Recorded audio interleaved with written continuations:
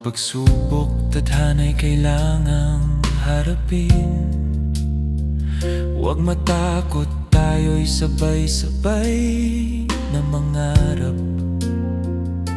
Kasi ang landas na tinatahak natin ay puno ng pag-asa at mga ngiti. Dapat mapanatili ang pagkakaisa.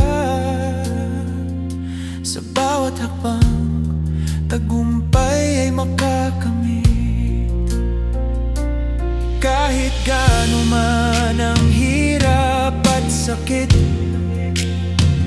pagkakaisa ang laging sagot. Kapag tayo'y nagtutulungan, walang imposible. Lahat ay madadala sa init at lamig.